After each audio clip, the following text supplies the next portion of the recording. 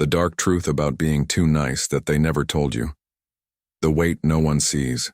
Nobody ever told you that your kindness could be a wound. They called it a virtue. They called you sweet, generous, selfless. And you wore those words like a badge, not realizing they were also a cage. Because somewhere along the way, being nice stopped being something you chose and became something you could not stop doing, even when it was costing you everything, even when you were exhausted, even when you were disappearing. Here is what no one talks about. The people who are called too nice are rarely just kind. They are afraid of conflict, afraid of disapproval, afraid that the moment they stop giving, stop accommodating, stop making everyone around them comfortable, they will become unwanted.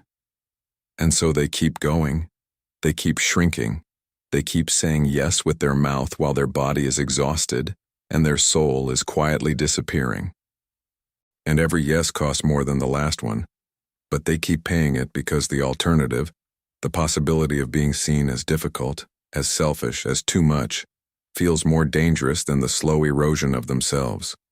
You have tried to fix it. You told yourself to be stronger. You set a boundary and then apologized for it. You practiced saying no in the mirror, and then said yes the moment someone looked at you with even a hint of disappointment. You read the articles. You listened to the advice. You told yourself this time would be different, and then watched yourself fold in real time, in the middle of a conversation, before you even fully realized what was happening. And the advice never worked, not because you are weak, but because no one ever showed you what is actually driving this. No one told you where it comes from. No one went deep enough. That is what this does. This is not about tips. This is not about scripts for saying no. This goes into the root, the psychological pattern that was planted inside you long before you had the words to question it. The belief that your worth is something you have to earn. The fear that your real self, unfiltered, unaccommodating, honest, is too much or not enough or simply not safe to show. The invisible architecture that was built around you before you were old enough to consent to it, and that has been shaping every relationship, every decision, every version of yourself you have ever presented to the world.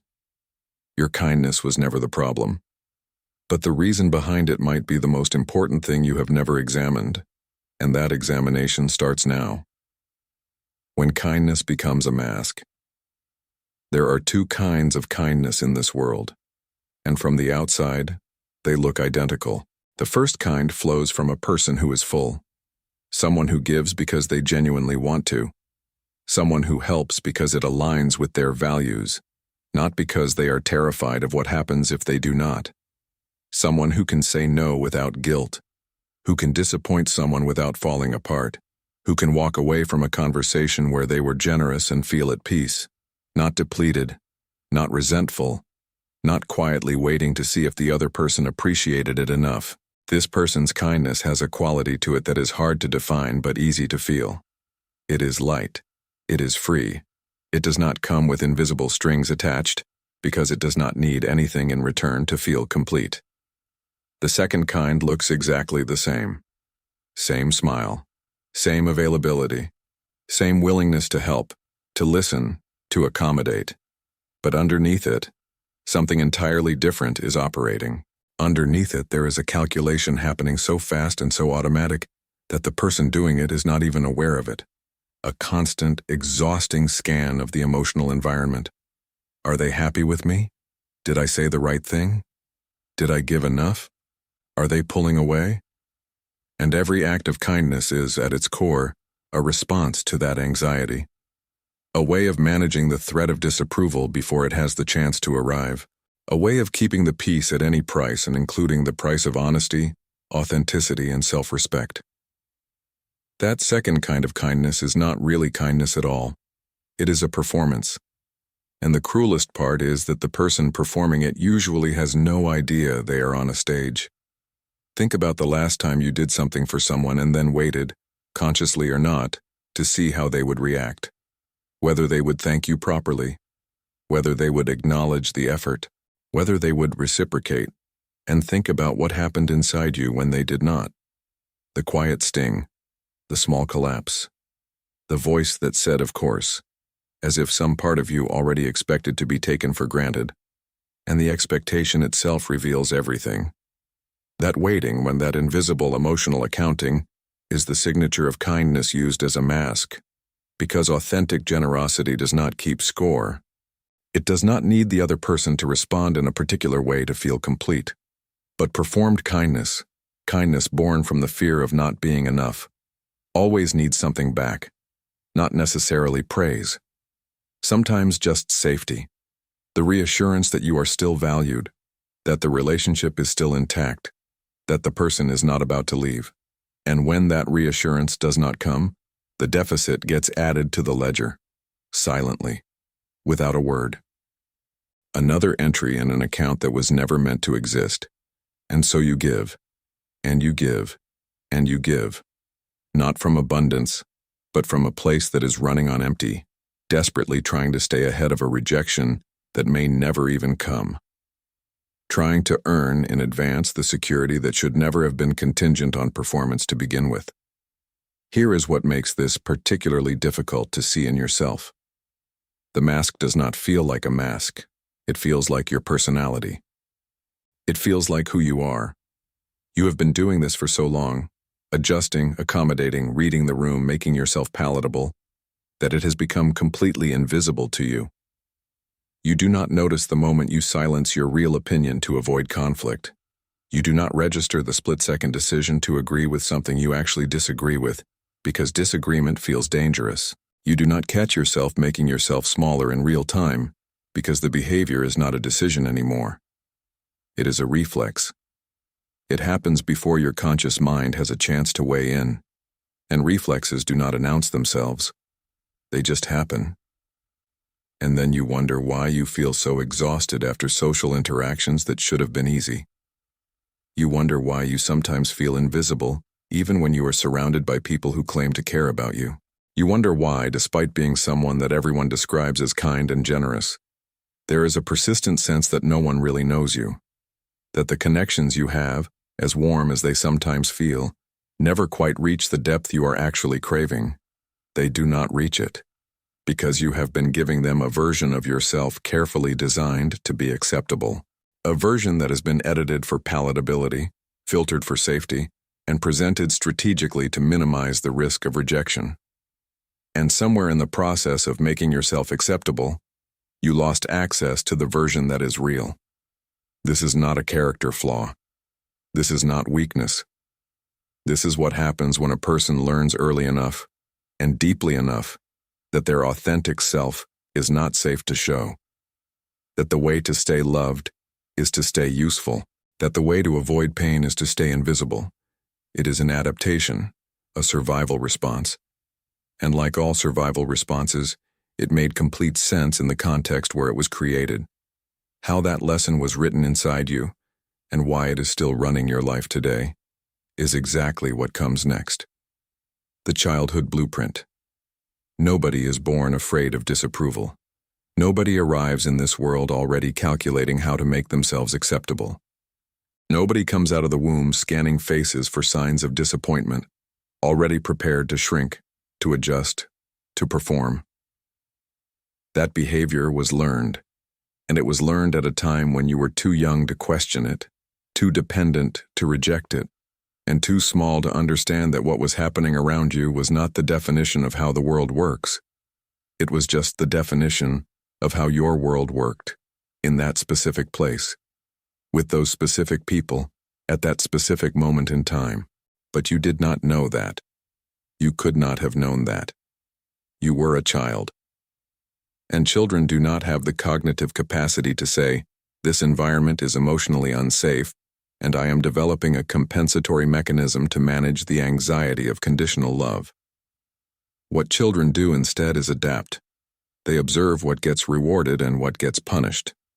They notice what makes the adults around them warm and what makes them cold. They register with extraordinary precision the emotional temperature of every room they walk into, and they begin, slowly and unconsciously, to build a strategy for surviving it. Not thriving, surviving. There is a significant difference, and the distinction matters more than most people realize. Your strategy was kindness. Your strategy was accommodation. Your strategy was making sure that everyone around you was comfortable, even at the cost of your own comfort. And in the environment where you developed it, that strategy probably worked. It probably kept the peace. It probably earned you approval, or at least reduced the risk of conflict. It was, in the truest sense of the word, intelligent. It was the most sophisticated response available to a child with limited options and an overwhelming need to feel safe. You were not weak for developing it. You were resourceful. You were reading your environment accurately and responding accordingly. The tragedy is not the intelligence of the strategy. It is the cost of carrying it into a world that no longer requires it. The problem is not that you developed the strategy. The problem is that you never got the message that you could stop using it. Think about what you learned about love in your earliest years, not what you were told, but what you felt, what you observed, what the emotional reality of your home actually taught you about how relationships work. Maybe love in your house was conditional in ways that were never spoken out loud but were always felt. Maybe affection appeared when you were good, quiet, agreeable, and cooled when you were difficult, emotional, or demanding. Maybe you learned that having needs made people uncomfortable, that expressing anger was dangerous, that the way to keep someone close was to never ask for too much and to always give more than enough. Maybe you learned to read the subtle shift in someone's tone as an early warning system and to adjust your own behavior before the temperature dropped too far. Maybe it was not dramatic. Maybe there was no abuse, no neglect, nothing you could point to and say, that was the moment. Maybe it was quieter than that. A parent who was emotionally unavailable. An atmosphere where achievement was praised and vulnerability was ignored. A family where everyone was fine on the surface and no one ever talked about what was actually happening underneath. A home where love was present but conditional, warm but unpredictable. And you, without realizing it, spent your childhood trying to figure out the formula, trying to identify the exact combination of behaviors that would make the warmth consistent, that would make you safe, trying to become the version of yourself that would finally make the love consistent. That search for the formula, that is where the blueprint was written, and the blueprint said, your worth is not inherent. It is earned. It is demonstrated through behavior. It is confirmed by the reactions of others. And if you stop performing, if you stop giving, if you stop making yourself useful and pleasant and easy, the love might go away. That belief did not stay in childhood.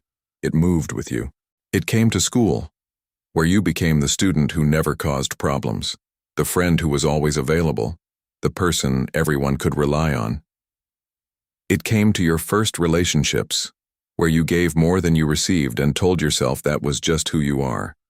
It came to your workplace, to your friendships, to every room you have walked into as an adult, quietly running in the background, shaping every interaction, every decision, every moment you chose their comfort over your truth. It became so integrated into your daily behavior that it stopped feeling like a strategy and started feeling like identity. You have been living inside a blueprint that was designed for a child navigating a specific environment that no longer exists. But the blueprint does not know that. The blueprint does not update automatically. The blueprint just keeps running, because no one ever sat you down and showed you what it said. No one ever handed you the document and said, here is the agreement you made when you were too young to negotiate. Here is what you agreed to believe about yourself. Here is the contract you have been honoring ever since, even though you never consciously signed it, until now. Because here is what that blueprint actually cost you. Not in childhood, but in your adult life, in the relationships you have right now, in the version of yourself you present to the world every single day. The cost is not abstract. It is specific. It is measurable, and it shows up in patterns that, once you see them, you will recognize immediately, not as character traits, but as symptoms, evidence of a belief system still running, still shaping, still costing you more than you know. Those patterns, and what they are quietly doing to every relationship in your life, are exactly what comes next. The patterns you cannot see. There is a particular kind of blindness that comes from living inside a pattern for too long.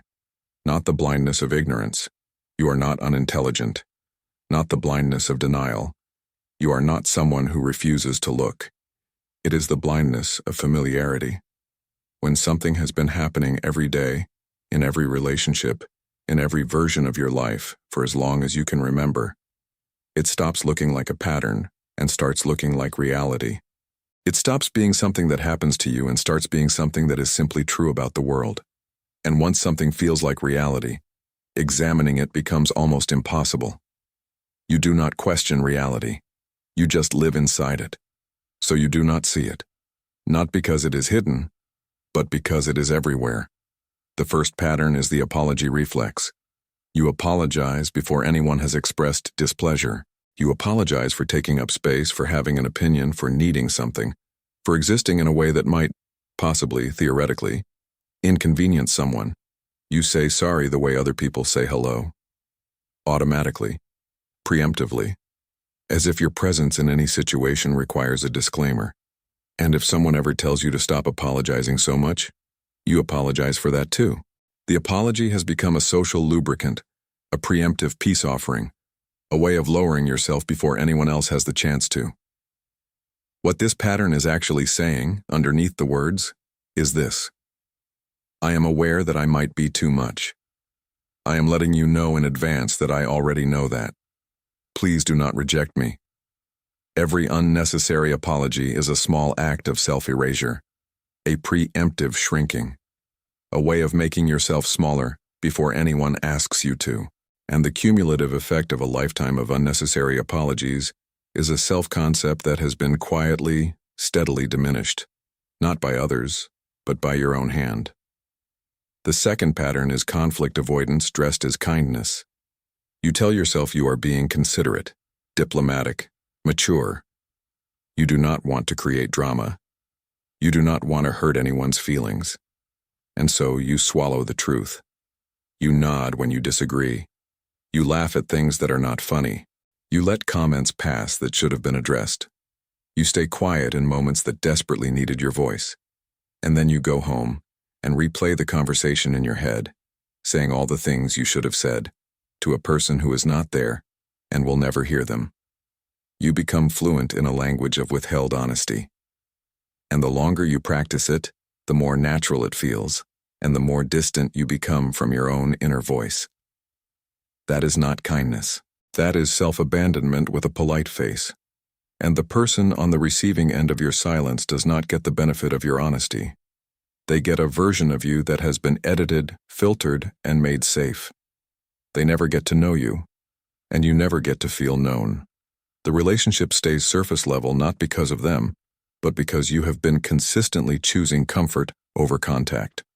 The third pattern is over-explaining and over-justifying.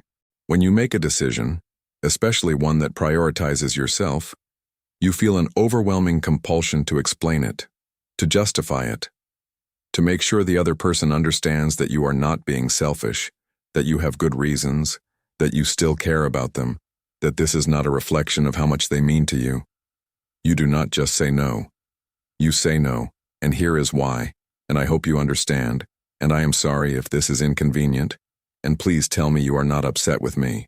The no gets buried under so many qualifications that by the end of the sentence it barely sounds like a no at all.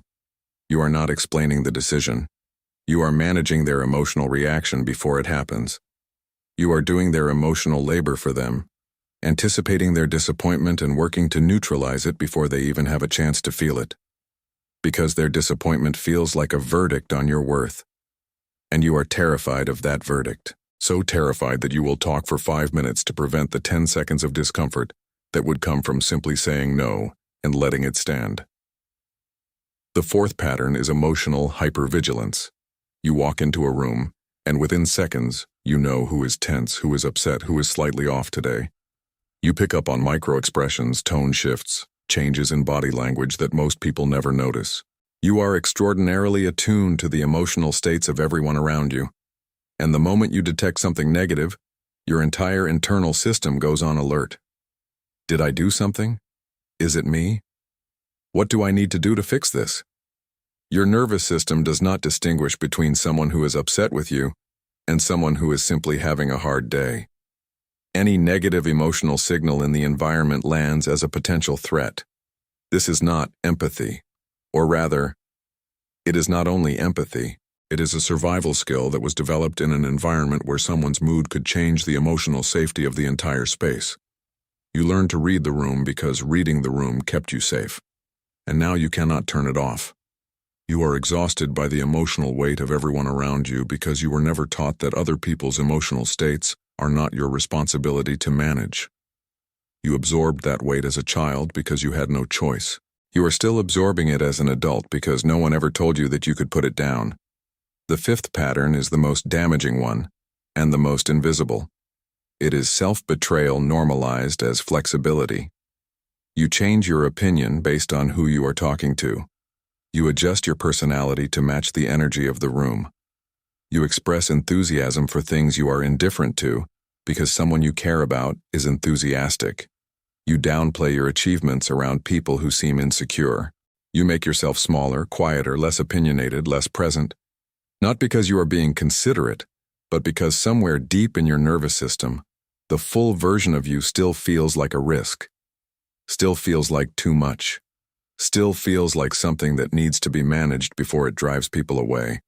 And what happens over time, what is already happening, if you are honest with yourself, is that you begin to lose track of what you actually think, what you actually want, what you actually feel, separate from what everyone around you feels. The self that has been adjusted and filtered and presented strategically for so long starts to feel like the only self there is. And the question, what do I want, starts to feel genuinely unanswerable, not because you are confused, but because you have been abandoning yourself so consistently, for so long, that you have genuinely lost the thread back to who you are. The abandonment has been so thorough, so total, that it no longer feels like abandonment. It just feels like you. These patterns are not character flaws. They are not proof that something is wrong with you. They are proof that something happened to you. They are the visible surface of the invisible blueprint, the behavioral fingerprints of a belief system that was installed without your consent and has been running without your awareness. Seeing them clearly, without shame and without the urge to immediately fix them, is itself an act of significant courage.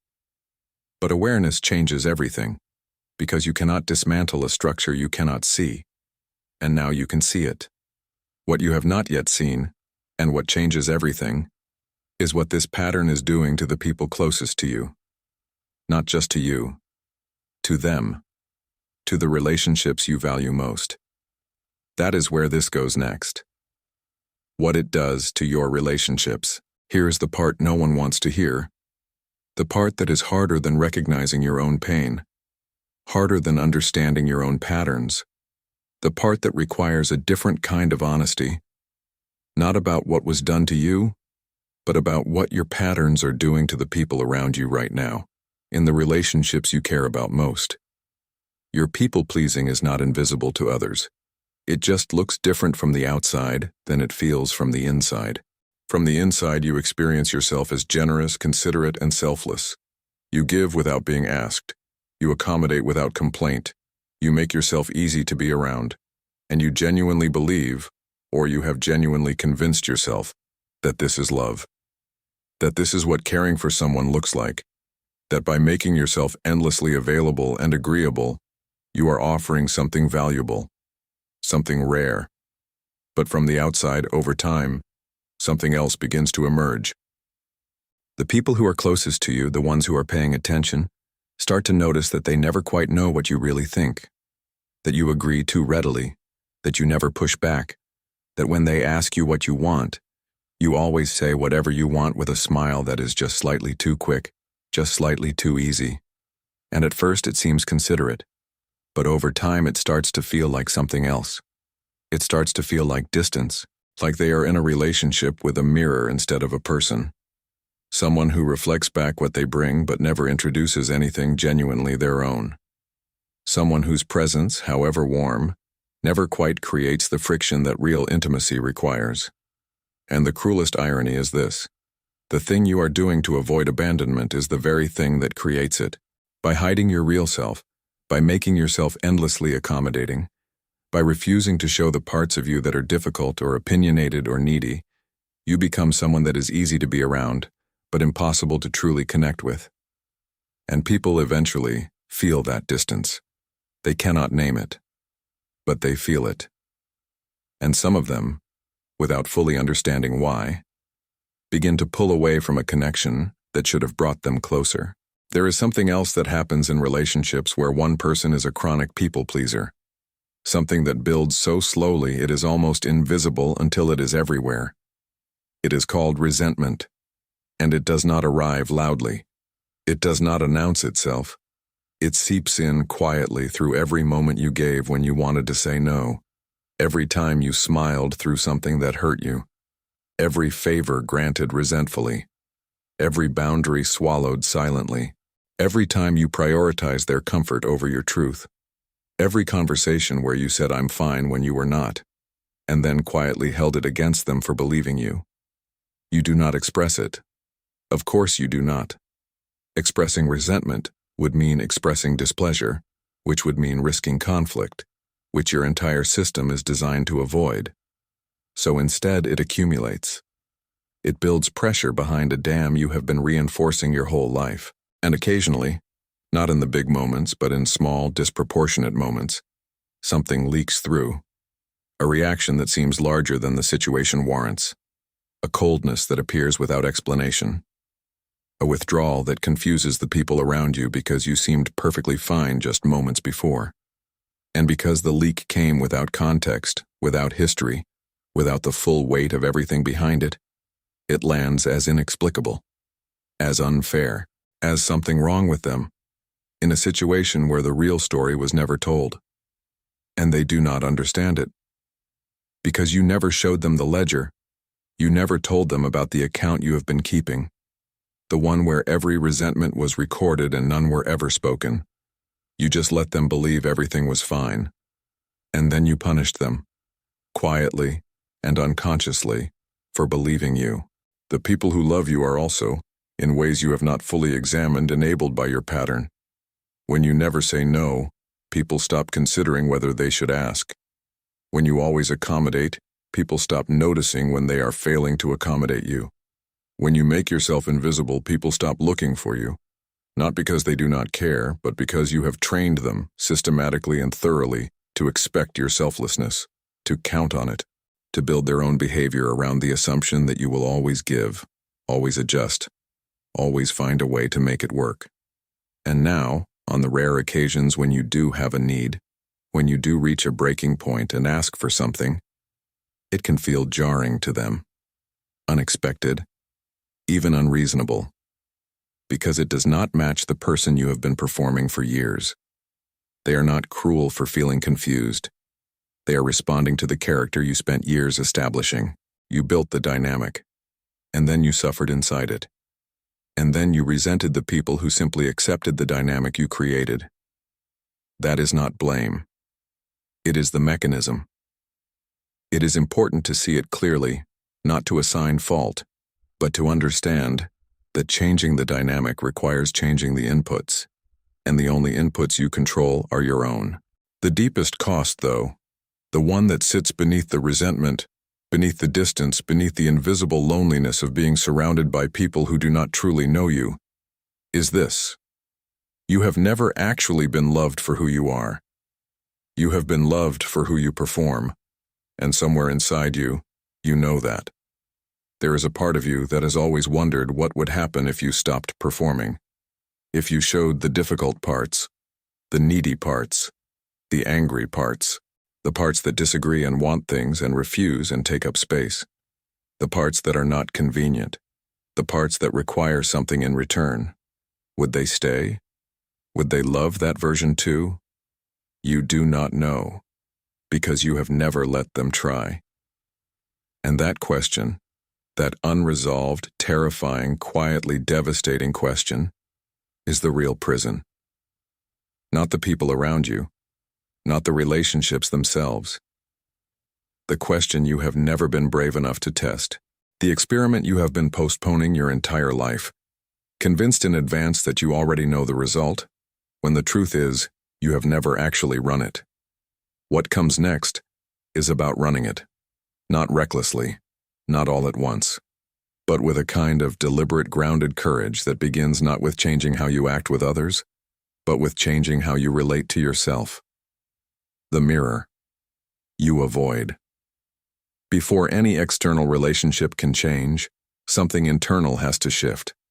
And that shift begins in the place most people in this pattern avoid most carefully, the relationship with themselves. Not in a surface way, not in the way of bubble baths and journaling prompts and telling yourself you are enough while secretly believing you are not. In a real way. In the way that requires you to sit still long enough to actually feel what is happening inside you. Not what you think should be happening. Not what you would tell a friend is happening. But what is actually, honestly, physically present in your body when you stop performing for even 5 minutes. When there is no one to read, no emotion to manage, no version of yourself to present. Just you, with yourself, in the silence that most people in this pattern find almost unbearable. Most people with this pattern almost never do that. Because stopping the performance, even briefly, even alone, feels like standing on the edge of something vast and uncertain. Like if you stop being useful for a moment, even to yourself, something will be revealed that you are not prepared to face. Like the stillness itself might confirm the thing you have been running from. That without the performance, without the giving, without the constant motion of making yourself valuable to someone, there is nothing left that is worth staying for. What you will find if you stay still long enough is not the monster you are afraid of. What you will find is grief. A deep, quiet sadness for the version of yourself that learned to disappear. For the child who figured out that being real was risky and being palatable was safe. For all the years you spent becoming an expert at reading other people's emotions while remaining a stranger to your own. For every moment you abandoned yourself in the hope that someone else would finally make you feel like enough. For the cumulative weight of 1,000 small betrayals, not by others, but by yourself. The 1,000 moments you chose their comfort over your truth. The 1,000 times you swallowed something real and smiled instead. That grief is important. It is not weakness. It is not self-pity. It is the beginning of something. Because you cannot heal what you are not willing to feel, and you cannot feel what you are always running from. The grief is the door. And behind it is everything you have been denying yourself access to. Here is something that may be uncomfortable to consider. The way you treat yourself, internally, privately, in the voice that narrates your life inside your own head, is the foundation of every external pattern you have developed. The apologies, the conflict avoidance, the self-erasure, all of it begins in the internal relationship, in the voice that tells you your needs are too much, that your opinion is probably wrong, that you should be grateful anyone puts up with you at all, that you are fundamentally, at some deep level, not quite enough, not quite worthy of the space you occupy, not quite deserving of the things you actually want.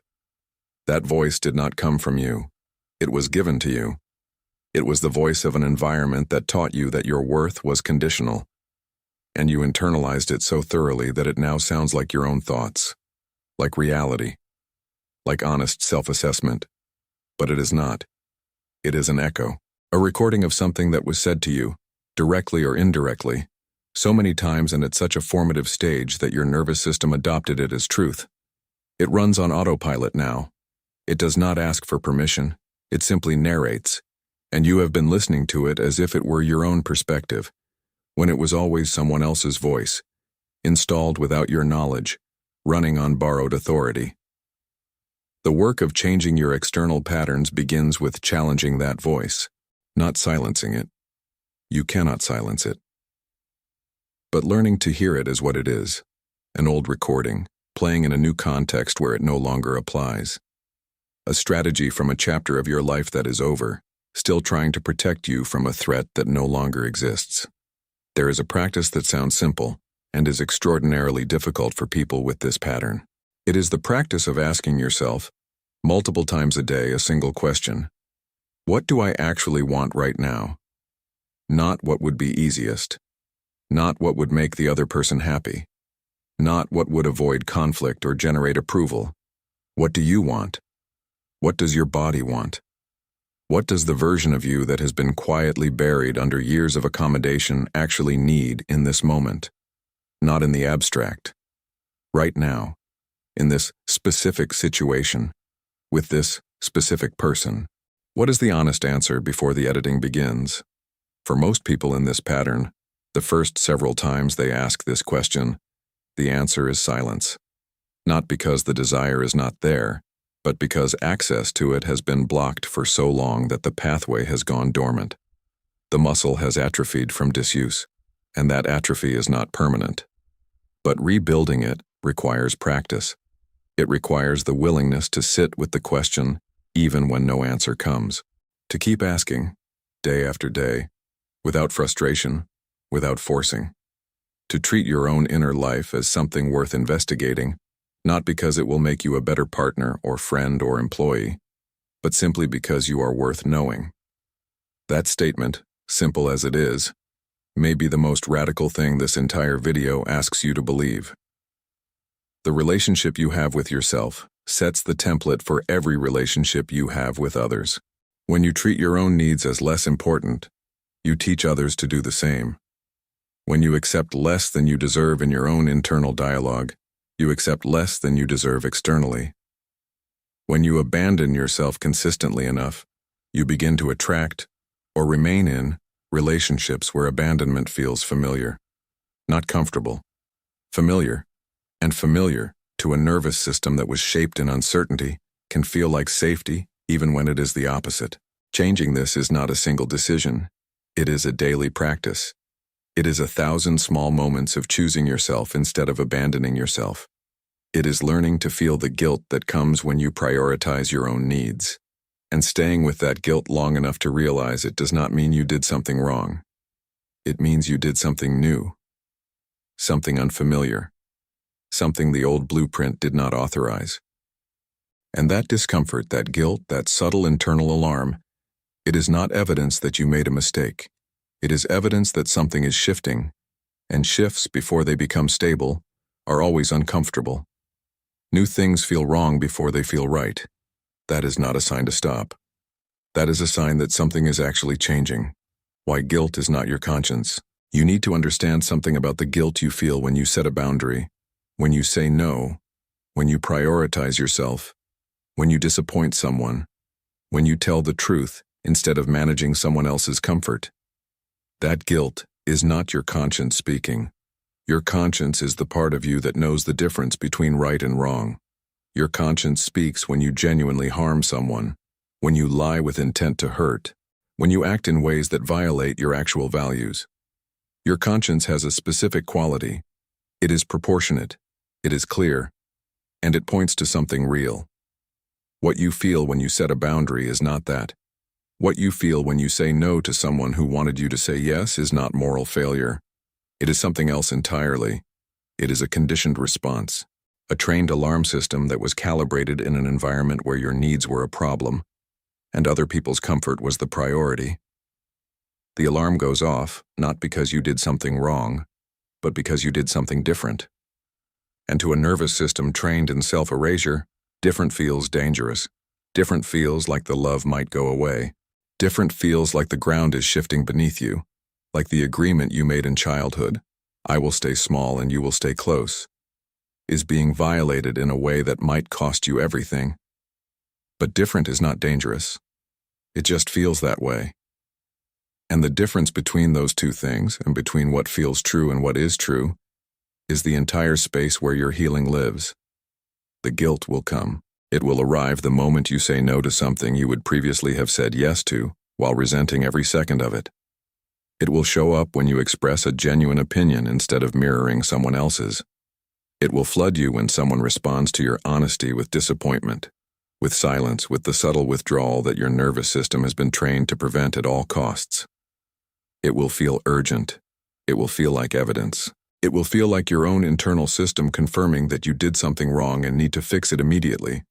And when it comes, you will be tempted to interpret it as evidence. Evidence that you were wrong, that you went too far, that you are becoming selfish, that you should apologize and undo whatever boundary you just set, that the old way, exhausting and diminishing as it was was at least safe, at least predictable, at least something you knew how to navigate. Do not trust that interpretation, not because guilt is always wrong, but because in this specific pattern, guilt has been weaponized against you for so long that it can no longer be trusted as a reliable signal. It fires too easily, too broadly, for too many things that are not actually harmful. It fires when you exist in ways that are authentic instead of convenient. It fires when you take up space that is rightfully yours. It fires when you do something perfectly reasonable that simply contradicts the blueprint. And an alarm that goes off constantly, for everything, stops being useful information and starts being noise, the emotional equivalent of a smoke detector that triggers every time you make toast. Here is the test that matters. Not does this make me feel guilty, but rather, did this actually harm someone? Did you lie? Did you manipulate? Did you act with intent to damage someone's well-being? Did you take something that was not yours? Did you act from cruelty or from indifference to genuine suffering? If the answer is no, if all you did was tell the truth or decline a request, or ask for something you needed, or choose yourself over someone else's preference, then the guilt is not your conscience. It is your conditioning. And conditioning can be updated. It just takes time and repetition and the willingness to act in alignment with your values, even when your nervous system is screaming that you are doing something wrong. The people who genuinely care about you will not be destroyed by your honesty. They will not leave because you said no once. They will not crumble because you expressed a need. Real relationships, the kind built on actual mutual respect, rather than on the performance of endless accommodation, are durable enough to survive your authenticity.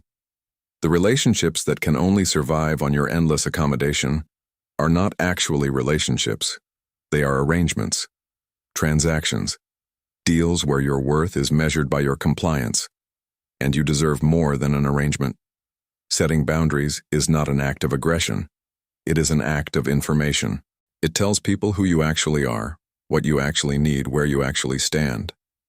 And it gives them the opportunity you have been denying them and denying yourself, to love the real version of you, not the performance, not the endlessly accommodating, carefully edited, strategically presented version.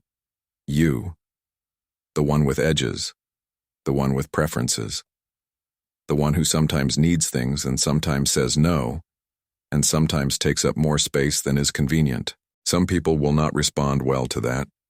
Some people have only ever wanted the performance, and when you stop performing, they will make you feel like you have done something unforgivable. They will call it selfishness. They will say you have changed, and they will not mean it as a compliment.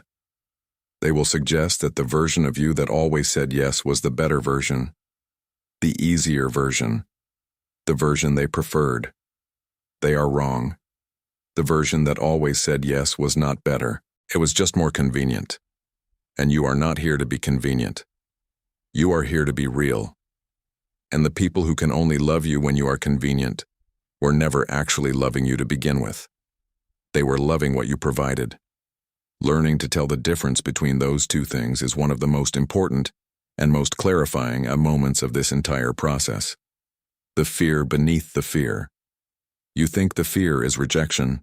You think the thing you are most afraid of is that if you stop performing, if you show up as your full, unfiltered, sometimes difficult self, people will leave, that the love will go away, that you will end up alone, that the thing you worked your whole life to prevent will finally happen, and it will have been your own honesty that caused it.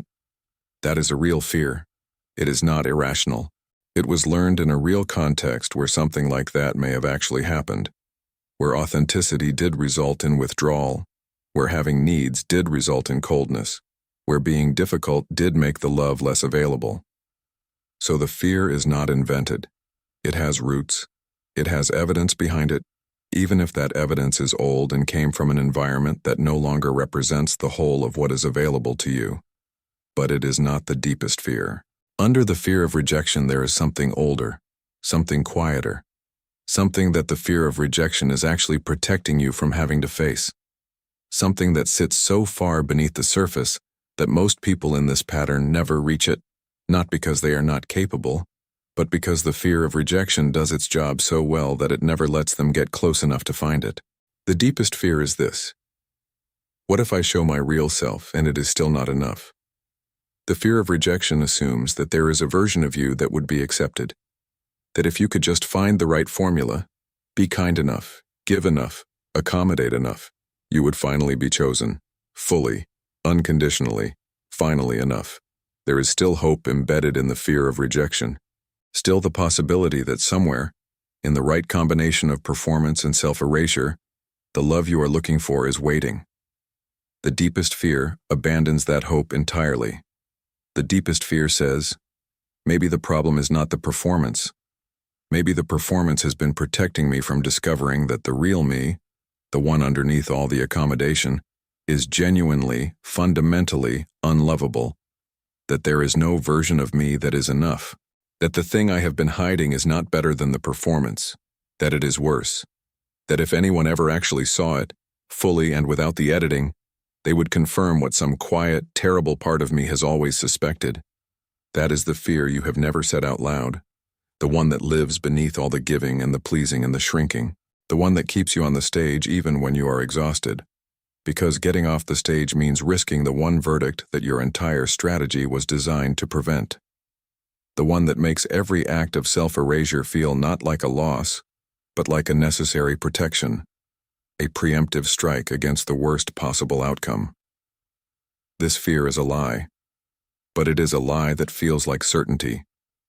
It has the texture of fact. It has been reinforced by years of never testing it, which means it has been allowed to grow in the dark, unchallenged, gathering authority it was never actually earned. And the only way to disprove a lie that feels like certainty is not to argue with it logically. It is to gather evidence that contradicts it. Real evidence. Lived experience. Actual moments where you showed up as yourself and were met with acceptance instead of rejection. Moments that the lie cannot explain away. And those moments cannot happen while you are performing. They can only happen when you stop. Which means the only way to disprove the deepest fear is to do the thing the fear is designed to prevent. To be seen. Actually seen. Not the carefully constructed version of you. The real one. The one with opinions and limits and needs and flaws and the occasional bad day where you are not generous or accommodating or easy to be around. The one that wants things. The one that disagrees. The one that sometimes has nothing to give and needs to receive instead. That version, the one you have been hiding, is the only version that can be genuinely loved. Because you cannot be loved for who you are if you never allow who you are to be present. The performance might be loved. The accommodation might be appreciated. The selflessness might be valued. But none of that is love for you. It is love for the function you perform, and love for a function disappears the moment the function stops. This requires courage, not the dramatic, cinematic kind of courage, the quiet kind, the daily kind, the kind that does not announce itself and does not look impressive from the outside, the kind that shows up in small moments, the moment you voice an opinion instead of swallowing it, the moment you say, actually, I would prefer this instead of whatever you want, the moment you let someone see that you are struggling instead of insisting that you are fine, the moment you sit with discomfort instead of immediately moving to manage it. Every one of those moments is an act of courage. And every one of them is a vote for the belief that you are worth knowing, that your real self is not a liability, that the fear was wrong. Each small moment of authenticity is a piece of evidence entered into the case against the deepest fear.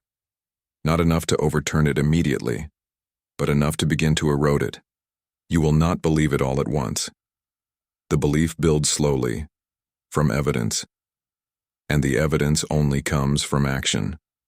Which means the courage has to come before the certainty. You have to act as if it is safe to be real before you actually feel safe, not forever, not in every situation at once, just enough to gather the first piece of evidence, and then the next, and then the next, each one a small proof, each one a slight loosening of the grip that the deepest fear has had on you for longer than you can remember. Until one day, without fully noticing when it happened, the performance no longer feels necessary. Not because the fear disappeared, but because you have enough evidence accumulated through enough real moments of being seen and not destroyed to finally, genuinely begin to trust that you are enough.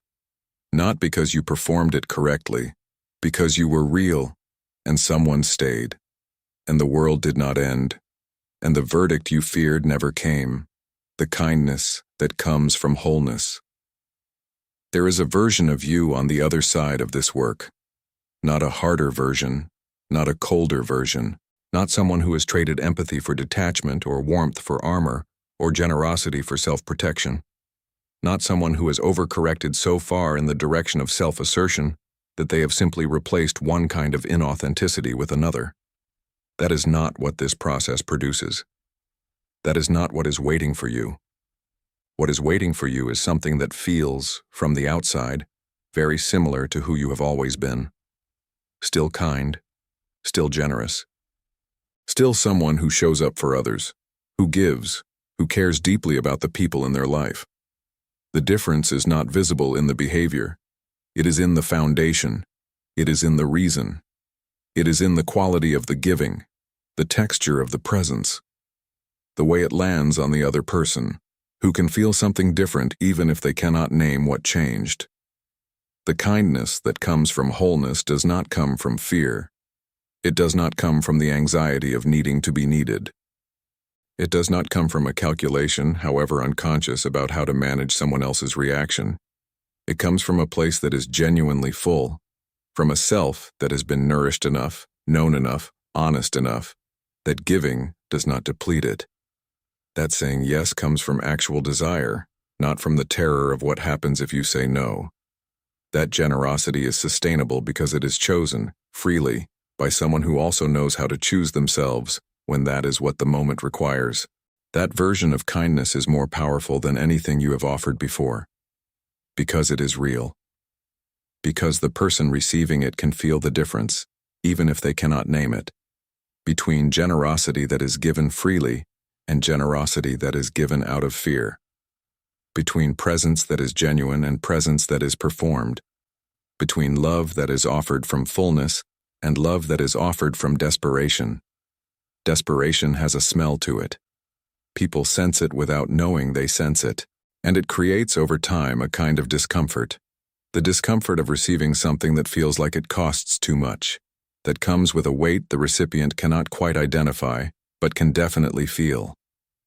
The people in your life who truly care about you, they do not want your performance. They have never wanted your performance. What they have wanted, what they have been waiting for without knowing it, is you. The actual you. Inconvenient and opinionated and sometimes difficult and fully, irreducibly present. The you that disagrees occasionally. The you that has bad days and says so. The you that needs things and asks for them. The you that takes up the space that is rightfully yours without apologizing for the square footage. Becoming that person does not require you to dismantle everything you have built. It requires you to build something underneath it, a foundation, an internal ground that does not shift based on whether someone approves of you today. A relationship with yourself that is stable enough that other people's reactions, their disappointment, their withdrawal, their moments of displeasure, do not feel like existential threats. Just information, just data, just the normal friction of two real people navigating a real relationship, where neither one is performing and both are actually present. That ground is built through exactly what has been described in this video. Through the grief of seeing the blueprint, through the practice of asking what you actually want, through the daily choice to feel the guilt without obeying it, through the courage of small, real moments of being seen, through the accumulation of evidence that your real self is survivable, that it is, in fact, lovable, that the deepest fear was a lie, and you have the lived experience to prove it.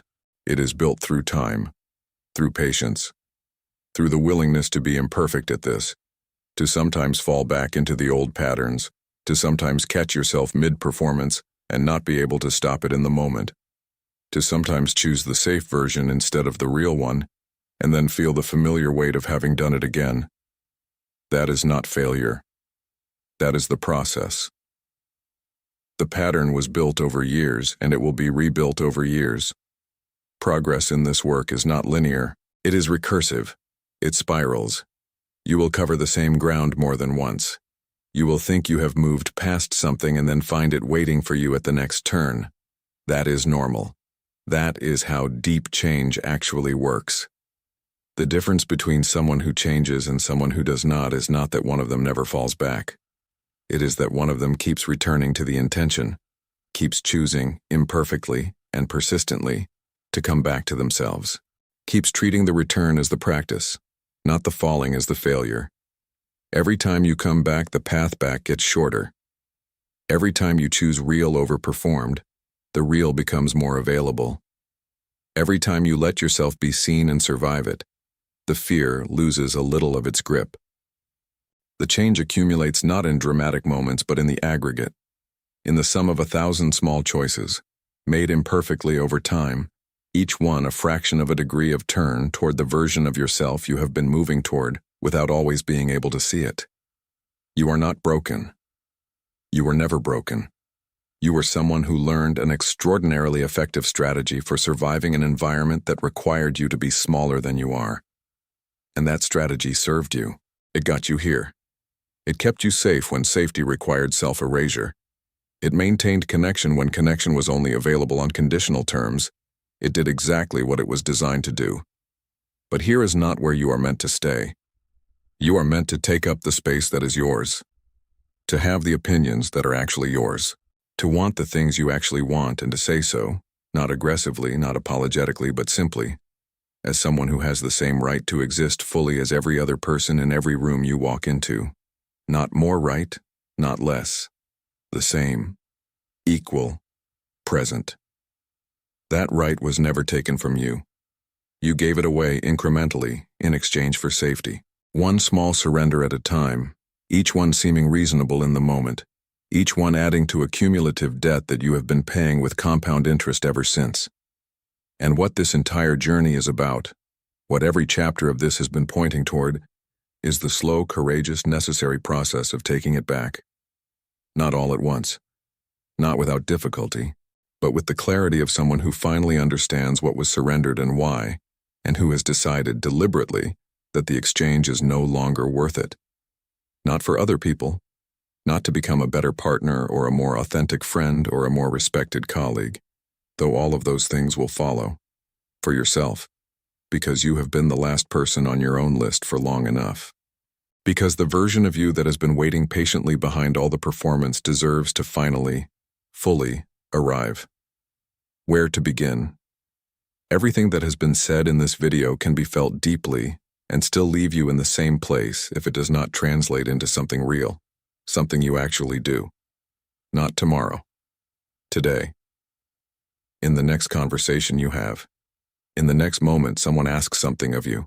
In the next time you feel the familiar pull toward the performance, the slight tightening, the quick calculation, the automatic movement toward accommodation before you have even finished processing what was asked. So here is where you begin. Not with a dramatic overhaul. Not with a conversation you have been avoiding for years. Not with the hardest boundary you need to set, the most difficult relationship you need to renegotiate, the deepest truth you have been withholding for the longest time. Not there. Not yet. You begin small. You begin in the low-stakes moments, because low-stakes moments are where the pattern is practiced every single day, and low-stakes moments are where the pattern can be quietly, consistently changed. Begin with the pause. Before you respond to a request, any request, pause long enough to ask yourself one question. Do I actually want to do this? Or am I doing this because I am afraid of what happens if I do not?